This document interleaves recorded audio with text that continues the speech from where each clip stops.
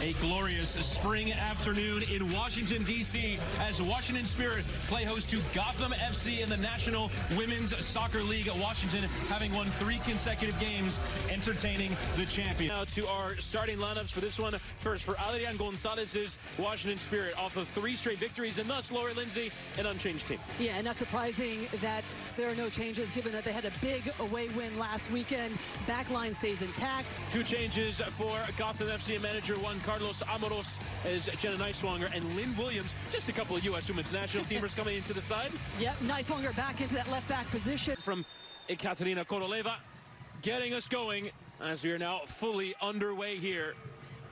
Match day 5 in the National Women's Soccer League.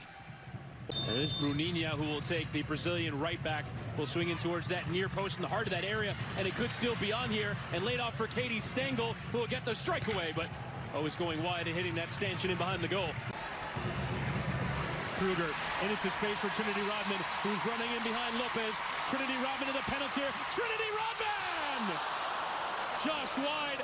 There's one there by McKeown, and Esther picking up on the follow. Esther will put the cross in, and onto it there was Williams, and she made the right run, but couldn't get a piece of it. Nicely outside of the boot. A Truvela delivery over towards Rodman, and slipped in behind. Starr is in. Starr is onside. Starr save. Her effort is saved there by Cassie Miller. And now Rodman on a volley. Caught it sweetly. Just steered it wide. But Well, certainly. got to take 1 or 2 of these sorts of chances. Rodman chipping beyond the keeper. Trinity Rodman in behind, and the big challenge coming from behind from Bruninha. Rodman, there's the big ball over the top. It's Bruninha on her back heels, just stuck in no man's land, but then in the end makes up the ground. There's the touch, trying to get it down after flicking it over Cassie Miller's head. Rodman on that far side to go direct, and we saw it on one of those opportunities. As the cross will come in towards Stengel, and a big collision. Everyone going down, eventually claimed there by Kingsbury. Dangerous cutback position, but no one was there waiting for it. And Kruger emerges, and Rodman is onside. She started to run in her own half. Charging in behind. Rodman denied by Miller again. Ball, loads of space for Trinity Rodman, but that has to find the back of the net with the quality of Rodman, her ability, and the chances she's had in this game. Bethune having a goal! A wonder goal for one of the star new players into NWSL. Recycle, they switched to point of play, find Corey Bethune in these little areas. We've seen her do this not only in her professional career, but also her college career, working her way through traffic, finds just a little bit of space, and what a finish that is from the rookie.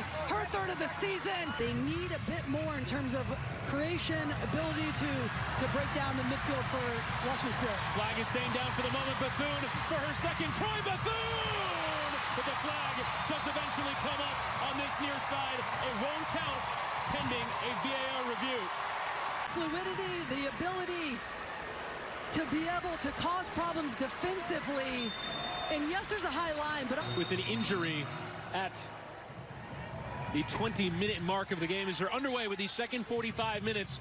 Sinead Farrelly, Mandy Freeman, Savava Goodman's daughter, Rose Lavelle, all listed as out for this game as Esther goes for the strike, and it's easy claimed there for Aubrey Kingsbury to acquire those picks and build again. They've come off a nice flick there from Sarr, and now Rodman cuts it back to Olimata Sarr, and the block came in from Neiswanger. Ryan to deliver. Plenty of air on that one, and this time it's Sheehan who will track it down and strike, but well underneath it. Almost responding to Ryan's ball. Well, they were defensively, that allows Sonic to go higher up the field. Straight swap for Dunn on this near side. She crosses in from Bruninha. The header is won there by Yasmin Ryan, but to no one in particular. Out of the feet of Hirschfeld into Kruger. Chance maybe for Rodman to get running at this defense. Down there by Lopez, and oh, it's poor there from Miller, and a chance for Rodman on towards Sarr, who finishes, but she was offside.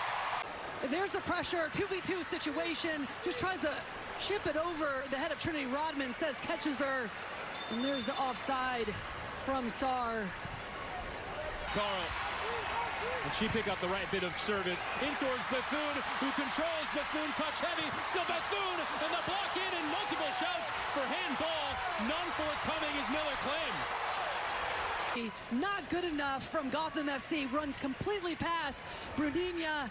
Then you put your center back Hyatt in this position. That is going to be a handball, unfortunately, for the Gotham center back who's come on in this first half as a sub. The referee, Ekaterina Kotoleva, is going to give a penalty to Washington Spirit. A clear and obvious handball given for handball. Ashley Hatch approaches, and Ashley Hatch is off the mark in 2024.